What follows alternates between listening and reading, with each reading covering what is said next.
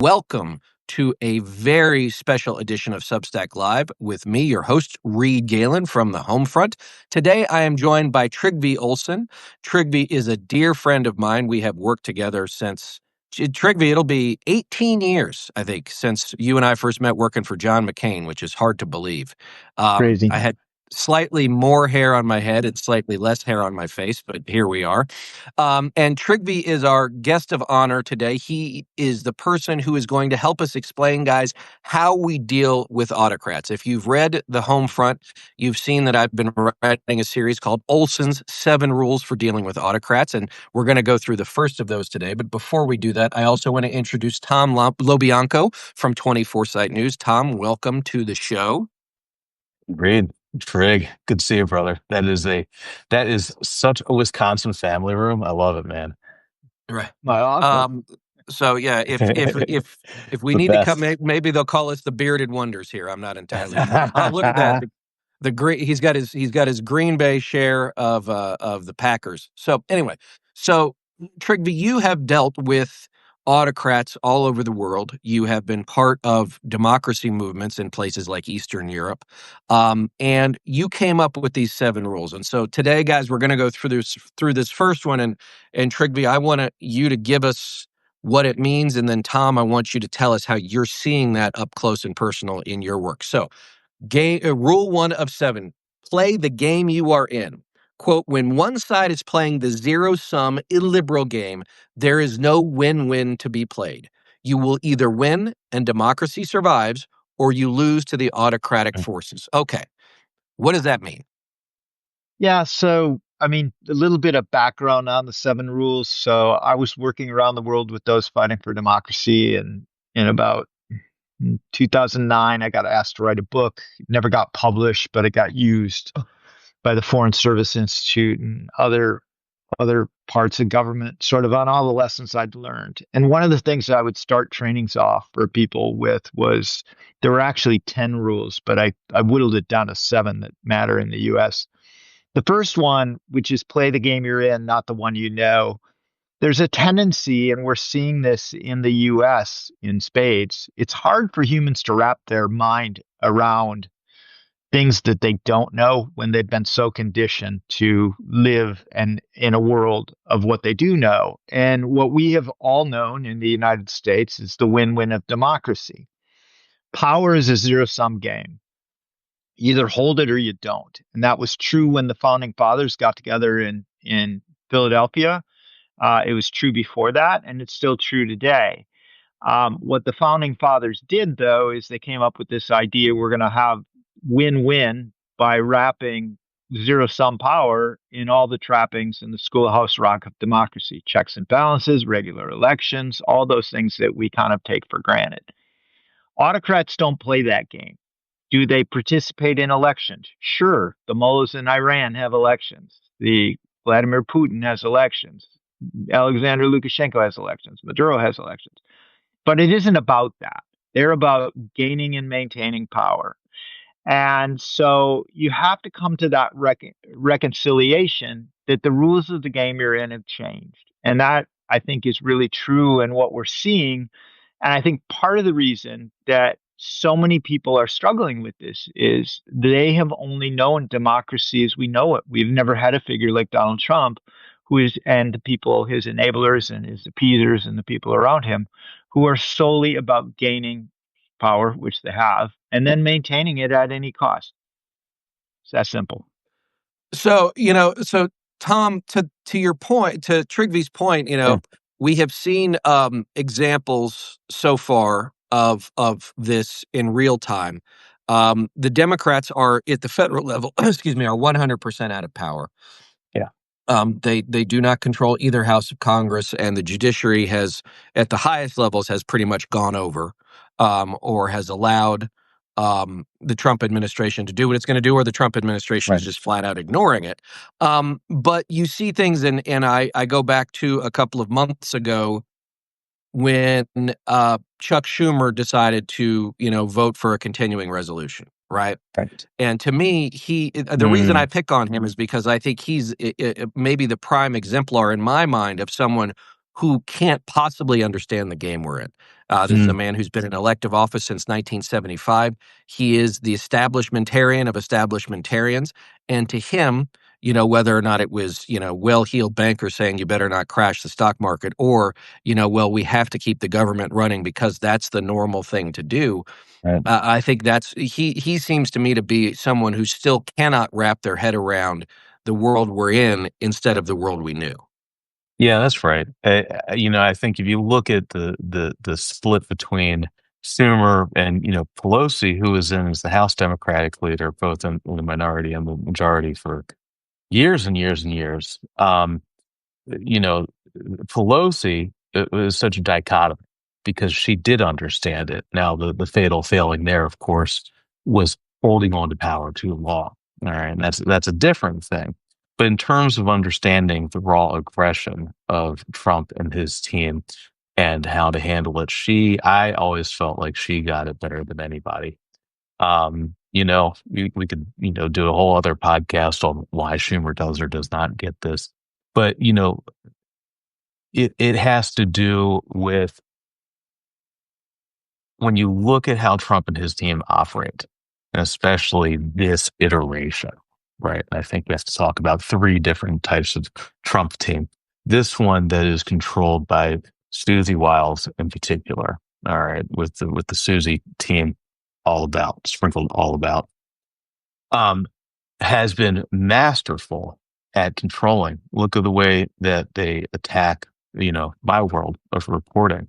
All right. They attack major news networks with lawsuits, frivolous lawsuits, I would note. The ones who have done well, in this case, CBS, stand up. They understand what that is. CBS News, the home of Cronkite and Morrow, the home of that legacy of fighting McCarthyism, know exactly what this is. ABC capitulates. Axios, some very fine reporters there, but the institution capitulates and gets a seat at the White House press briefing. All right, the quote unquote new media seat or legacy media. Um, I'm seeing in the field, and I think somebody who does get this, I mean, we could spend, all day here talking about the folks that don't get it, uh, sit-ins in Congress, all right, doing live videos of superheroes, I mean, the entire Harris campaign, and the Biden campaign for that matter. Someone who does get it though I think is Chris Murphy, the senator from Connecticut. He's one of these people, if you look at what we talked about after the election so extensively, we talked about getting through to people, going around, right? So, I'm actually staring at my inbox right now. I have a press release from the Democratic Governors Association. Okay. Press releases, yes, still happen, but not of this moment, not in this moment of this playing field. Chris Murphy is on the places like TikTok. He's on the places like Substack, doing the live videos, doing what we're doing right now. So I am starting to see more Democrats pick this up. And each little bit counts. Each piece of action counts. They're getting there. All right. Is it enough? We're going to find out. But something's better than nothing. Well, I mean, Trig, this is one thing is in your experience, is it possible for either, I should say, either the opposition, such as it is, or the general populace, such as they are, to understand this in the beginning weeks and months? Or is it historically or in your experience that this inability to cross over into the world as it is uh, often takes too long, and before you know it, the sort of bad guys have got their hooks in? Yeah, I mean, it's one of there's no doubt about that.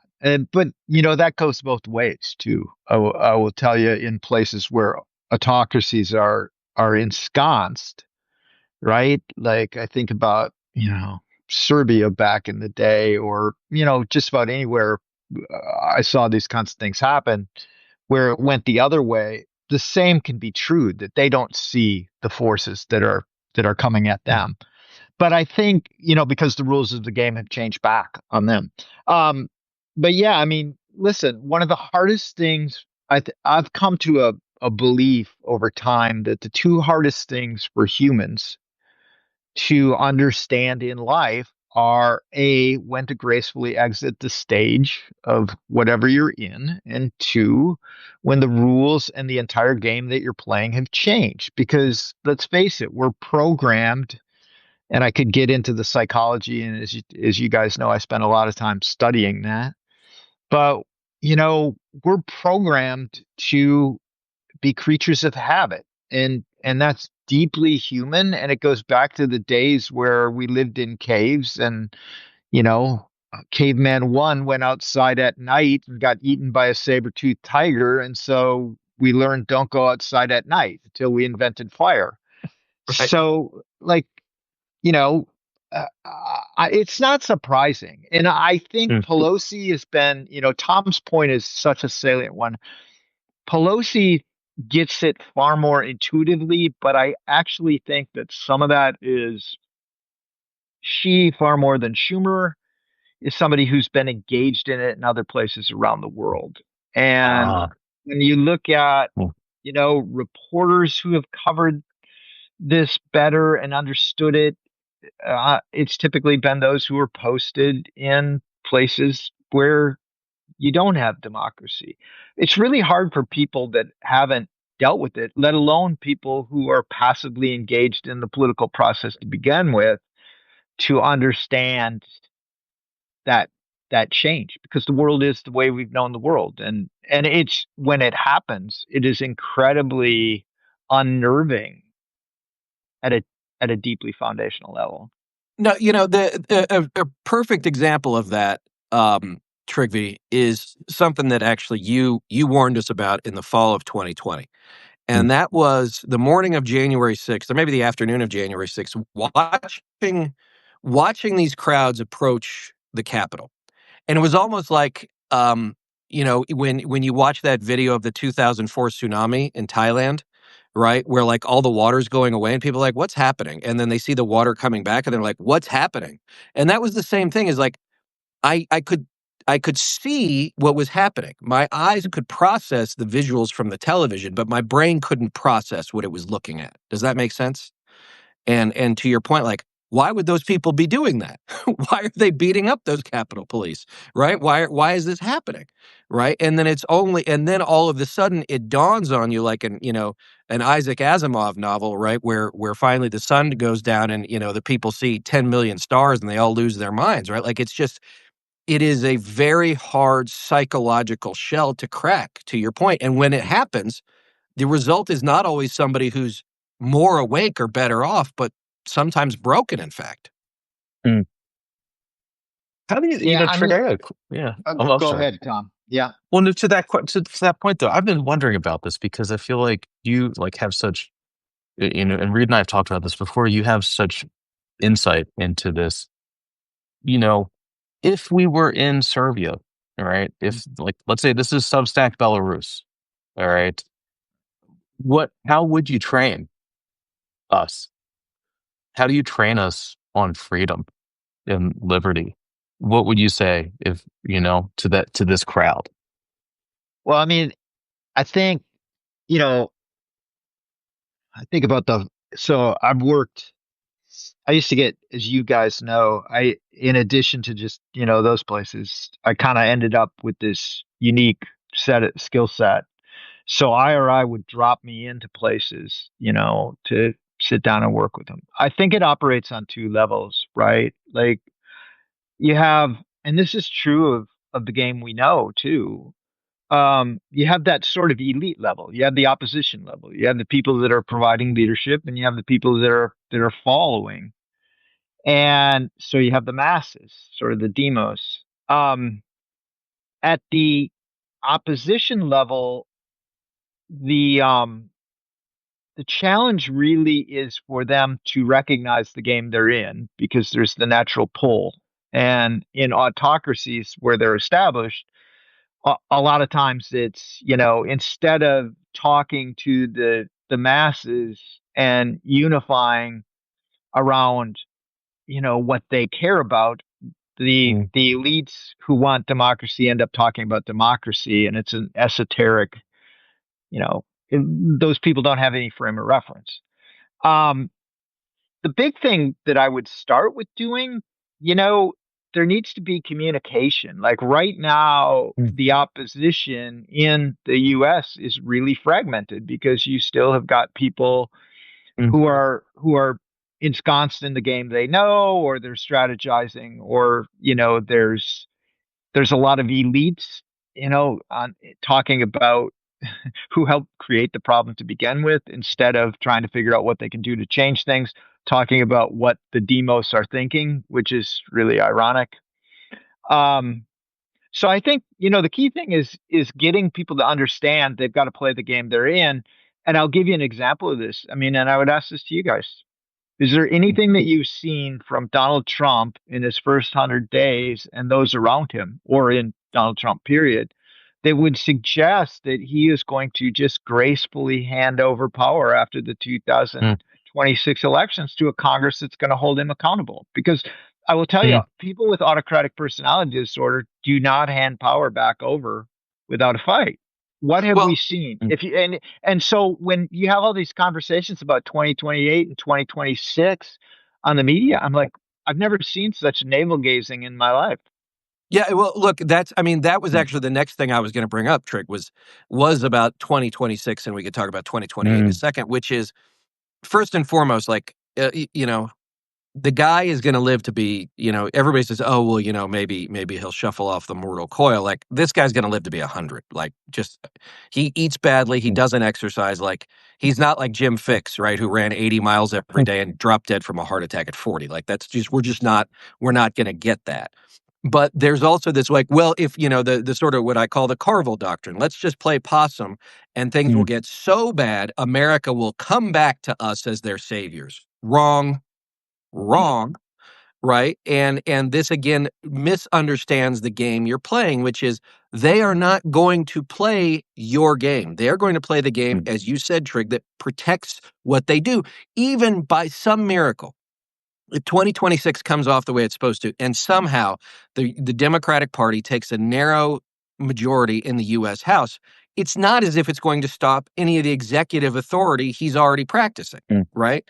And then you talk about 2028. I mean, I'll tell you, there was this article, I think 6 or 8 weeks ago, or 6 weeks ago in Puck, which is a very sort of insidery thing, about all the Democratic consultants who are trying to figure out like how they play musical chairs for who they want to work for in 2028 for the Democratic primary. I'm like, what? I was like, the House is on fire with us in it, right? Could you stop looking for a better house on the block before we, die from smoke inhalation?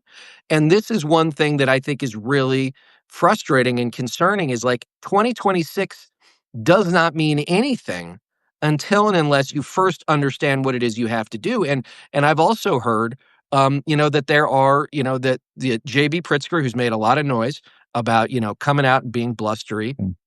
Right. I think that the fact that he's a Chicago guy, he's also a peer financially. I think that might have something to do with it too. Right. But like, he tried to get Democratic governors together and they're like, no, we don't want to get together. Right. Like, we don't want him to come after us. And so like, I understand the need for self-preservation here, Tom, but like, until and unless you're going to see, like, these people are not good. They are not going to help you. Anybody who says, well, I have to work with the administration because ... does not understand the nature of the beast they're dealing with. Yeah, I was actually, before I headed yesterday, I was heading to the boxing gym. That's how I survive all this. Punch a heavy bag repeatedly, religiously. I'd scream. Actually, I've been screaming in my heart these days, like during COVID. Um, you know, I was talking with a friend about this, and and he was expressing his frustration with the kind of the old school Democrats who think everything is normal, right? Well, it's not normal. All right, we saw that Son Piker was detained on the way back into the U.S. They're reading people's phones. I mean, this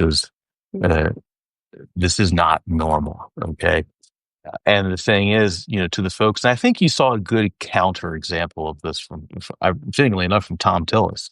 All right. Tom Tillis says, no, Ed Martin, no, not doing it. And what happened? The bully backed down. All right. Trump's like, oh, okay, well, I guess Well, we'll did he? find somewhere We else. got Judge Janine instead. Yeah. But you could do something or you could do nothing. Right. No, I I think agree. I I think agree. honestly, here's the thing. We all change our beliefs by small changes in behavior. Mm. And one of the things that people really, and I have to give my friend Amy Vest, who's like literally one of the top experts in the world, and I've known her for a long time. I've known her since we were kids. And she always was the smartest one in the room, but she's an expert on micro behaviors. But one of the things, if you're quitting smoking or you're trying to work out in the Mm. gym, right? Or you're going to become the next heavyweight champion like Tom, right? You start going to the gym the first time, and it's that habit that changes your belief that you can do it. Um, and so one of the issues is it's just that we've got to get people, particularly Republicans in Congress. Tom Tillis did that. The world did not burn down. He did not, right? All right. The habit's been set. Judge Judy, or whatever the hell her name is, she's probably worse. But what I want to go back to for a minute is sort of, Reed, you were making the point about Donald Trump and he's going to live to be 100. I don't know how long he's going to live. He doesn't eat well, whatever. But with these guys, and this isn't about Donald Trump, use the example of Brezhnev. You guys are old enough to remember. And they shoved a Mm. broomstick up that guy's ass. He was pretty much dead. It's like Keith Richards. Keith Richards. Keith Richards is pretty much dead too, but he's still up there on stage. Like, and when they play Satisfaction, might be the only thing that he plays, and all he plays is dun dun, and then the guy behind him takes over. No, it's So it's then, that poor because Frankie Valley bastard in the Four Seasons, right? Like they got him up there, but here's Um, the reason why. yeah. Because there's economic disincentive for the other guys in the Rolling Stones or for the guys Mm. in the Politburo to have them drop over dead, because that takes away the two of the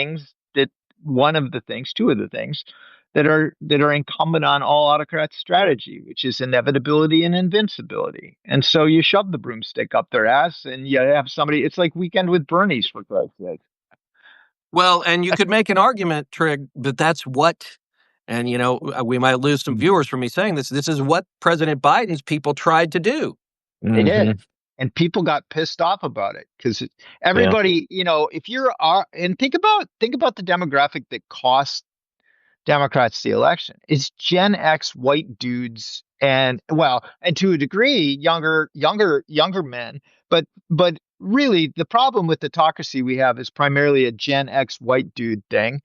And I can tell you from all the time I spent back in Wisconsin, and I was talking to both of you guys, there were a lot of people that were on the fence about what to do. They weren't happy about the idea of Trump coming back, but they were really pissed. And when they saw the Mm. debate, it confirmed what they already knew, which was Grandpa had just run into Grandma, and we needed to take the car keys from Grandpa a long time ago. And the fact that Jill Biden and the rest of them, that they all understood that because they've been living it with their own parents, and that there were people in the White House trying to cover it up, that drove them nuts. And the same will happen with Trump too, I think, to a degree. But unlike the Biden people who were playing the game they know, Trump people are playing a totally different game. So Yeah. No, Yeah. we used to have Yeah. this joke. Remember, Trig, when we go to those fancy salons in Washington, D.C., while people were trying to tell us how you could still rescue the GOP from Donald Trump, which was, you guys don't get it. Y'all are playing chess and Trump is eating the pieces. Yeah. Yeah. Right. It's just a different, so, Tom, how are some other ways you've seen it manifest? I mean, to Trigby's point, like there Hmm. are people who, there are some people who understand the game, and you mentioned a couple of media outlets, and Yeah, that's changing behavior, right? Which will change the yeah, belief inside those. Look, it could be the Washington Post, it could be ABC, it could be Axios. yeah, There will be people who see that behavior and say, "I want nothing to do with it." We've seen a lot of people leave yeah, the Post, the Atlantic pick a lot of those yes, people up. yeah, But it does seem that there are people who are like sort of, and I've always called it the political bureaucracy. And yeah, maybe what it was that Halperin used to call it the Gang of 500, Trigby, right? Yeah. There are those people who they're sort of stalwarts of inside the Beltway. Like they don't really care what the game is so long as they're part of it. But yeah, even they, right, might not understand what's going on. And you mentioned, let me just go back to the thing about Piker, um, is, you know, they were looking for him, right?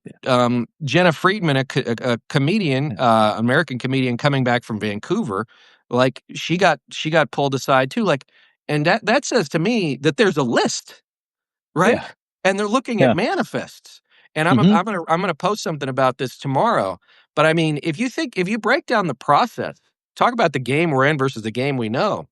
yeah, It's not to say there haven't been no fly lists and all that. I mean, that's something yeah, that's gone on for a long time.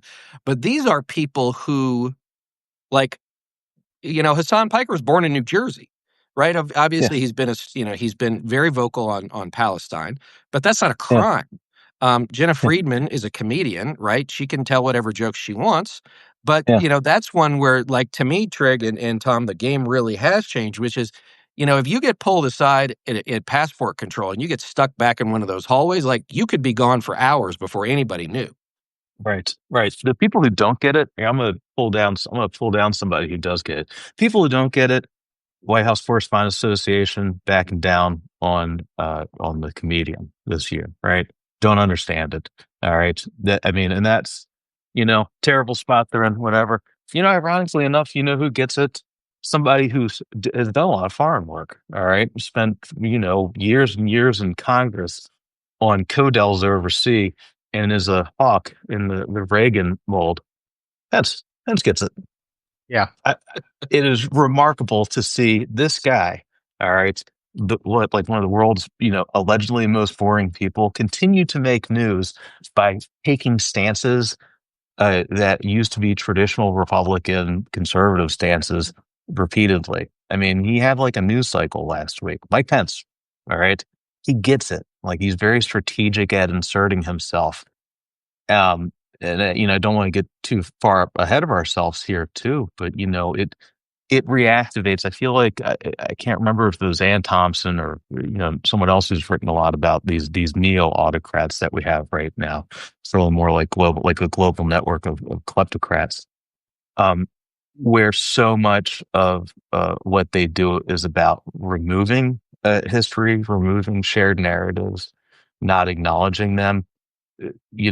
Pence going up and talking about old school Goldwater Reagan conservative ideals is defiant. I mean, revolutionarily. So in this moment, in other times we wouldn't be batting an eye at it, but this is not other times. This is the world flipped on its head. Well, it's amazing how having a boss who wants to kill you will change your perspective once you've left the job. A little bit of that too. He's very steely about it, And I think back to I had this discussion with some old Indiana friends recently.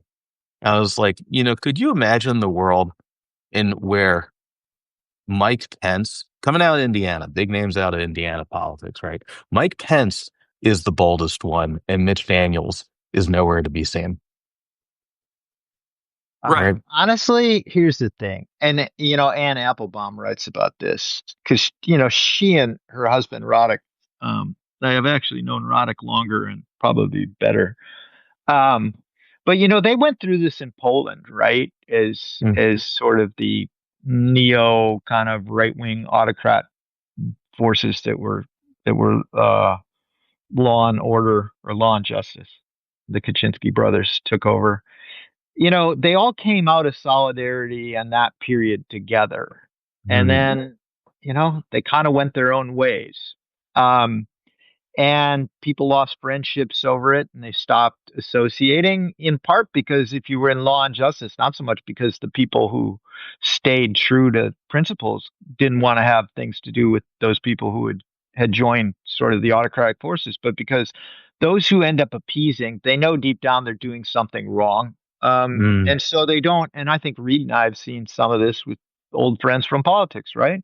Those people that are taking the 30 pieces of silver, those people that you worked with in the past who make that choice to accommodate, um, it becomes challenging for them, in part because you represent a reminder of that mm, fact that they're not living their truths. And also because, I mean, I guess if there's a third lesson I've learned about people through my work around the world, and now that I have a Substack, thanks to Reed, because I couldn't get, and you, Tom, now that I'm going to opine on Substack, apparently, I think I'll write about this.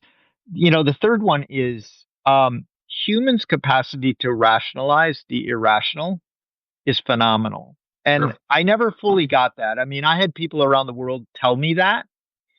Um, but having lived it now, it is really true.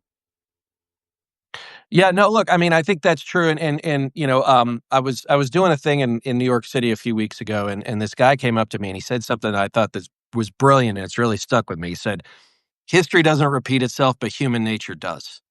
Right. Oh, Yeah. yeah. And I've read this book. It's called "They Thought They Were Free" by Mm, an American professor who goes to post-war Germany, 1952, 1953, and befriends about 10 guys in this little town, who were all Nazis of one stripe or another, but they were all low level. None of them were higher ups. They all considered, in fact, they all considered themselves, quote, little men in their own minds. But again, to your point, Trig, like this is 7, 8 years after the war had ended. They still were rationalizing. Well, everything was fine until the war started. Well, if that happened, they must have done something to cause it, right? And so I think that's the other part too, is that there are some people who will never recognize the game because they're so far into it, Mm, right? That for them it is their safe place.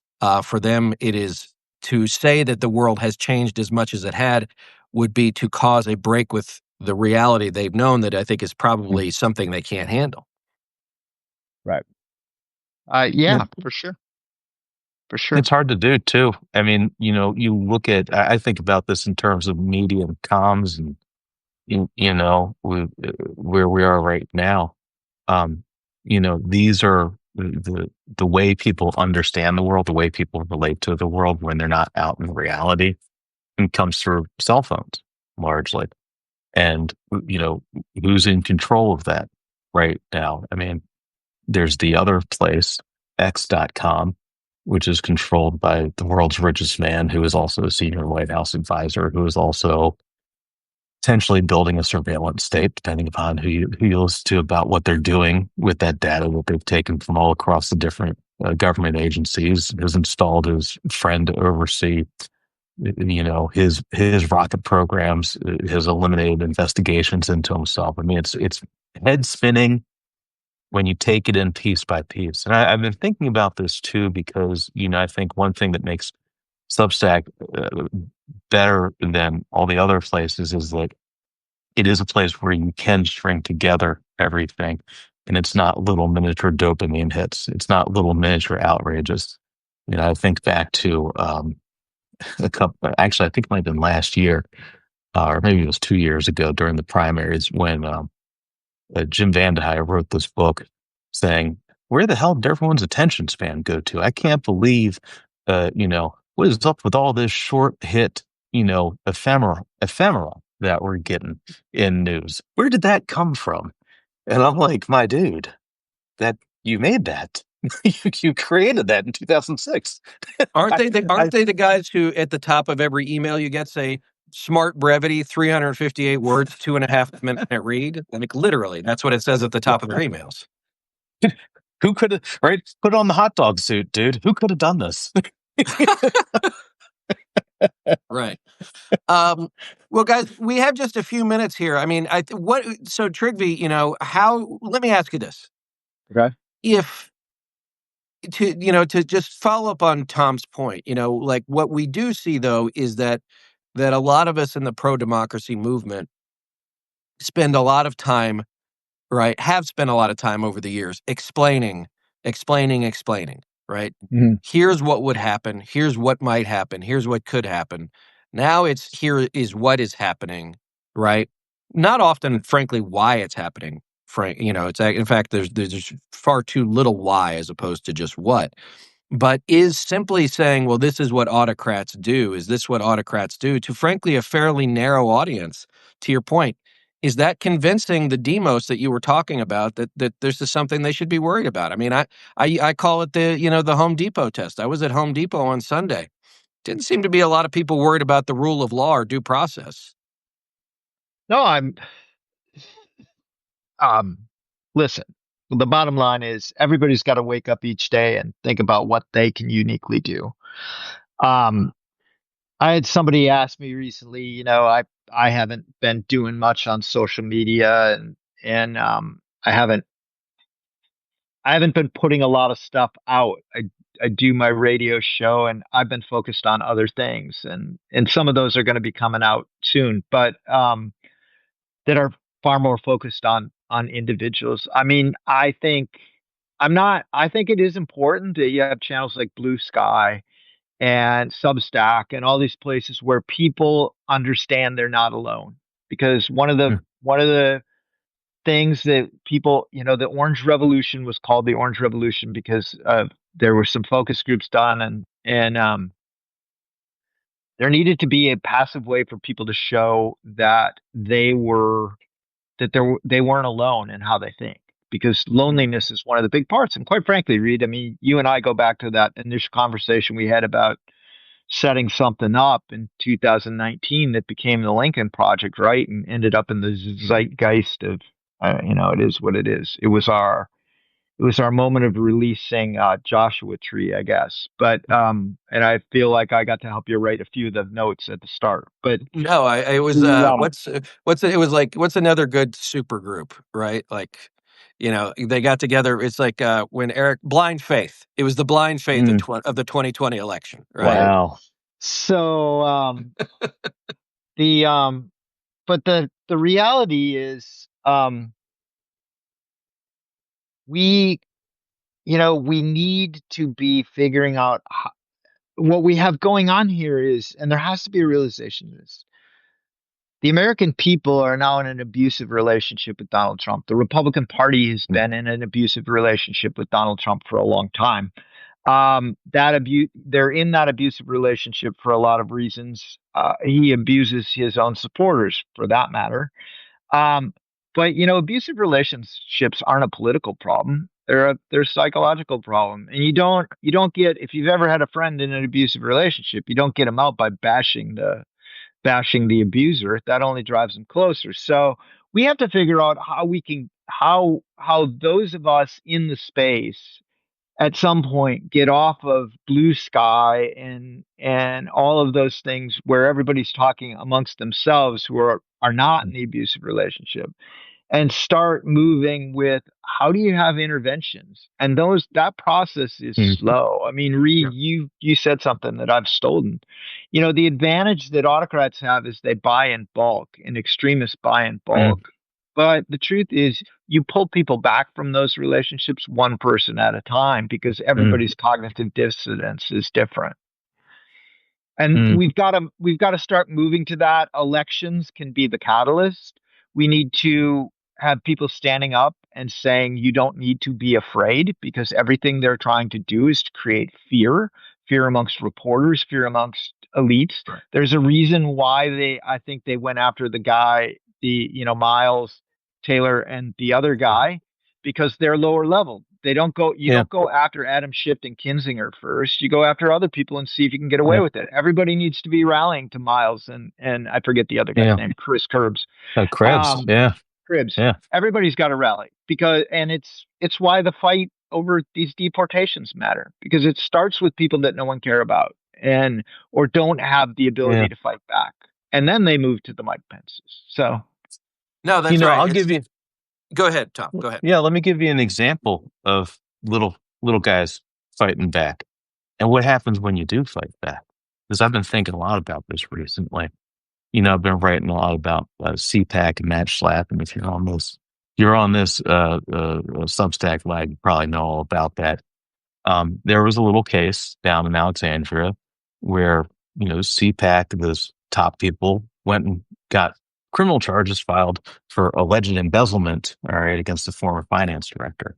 All right, this guy quit along with a whole bunch of other people during the match slap sex assault scandal back a couple of years ago. So the retaliation was real, and they went after junior people to do this. All right, but they dug in. All right, the former staff, the ones that resigned in protest over the sex assault scandal, and they had their day in court, and frankly, made CPAC look like a bunch of damn fools up there. Testimony fell apart. They managed to get, and this is a shameless tease for some of my work over at 24 site for when I do get a copy of this. When I get the transcript from the court reporter, they got a lot of testimony on how things operate inside of there. They moved it into the record. Okay. They moved a lot of stuff onto evidence. All right. But it took 2 years to get there. All right. It was a slow process, but it worked. All right. So I try to look at things in a positive direction. All right. Yeah, I know. Right. Virtual discovery. I'm with you. All right. That's what I live for. Oh boy. Oh baby. These court records. And it's great. And here's, they're young kids. They're not kids, but to me, they're kids, all right, to us here, right? Who have the most hair of anyone on this little live podcast. All right. It's not All saying right. much. No, Jesus. They stood up and they won. All right. And we do that too. Reporters do that too. The CBS News side is doing it. So when you don't do it, and I think that, look, I got a book around here back from 2016 when I was collecting all the presidential candidate books, which are an abomination of a task. All right. But I do have a copy of a book by a man named John Kasich called Courage is Contagious. All right. Courage is contagious. All right. Fear can work that way too. Courage too. Courage works the other way, spiral up. Well, that is a good segue because we will be back next week to talk about rule number 2, which is always speak truth to power. So before I let you guys go and I let everybody get back to their Tuesday, Tom, where can we find 24 Site? And everybody, please subscribe. Yes, head on over to 24site.news, the number 24sight.news. I will be sending out this right here. All right. Okay, so if you missed the beginning, I'll be sending out all of this as part of our joint column that we do with Reed, This Land from the Home Front and 24 Site News. I'll be sending that out. Do sign up, support independent journalism, and yeah, stop on over, folks. All right, and Trigvi, you are brand new to Substack, so tell everybody what it's called so we can get you some subscribers here on day 1.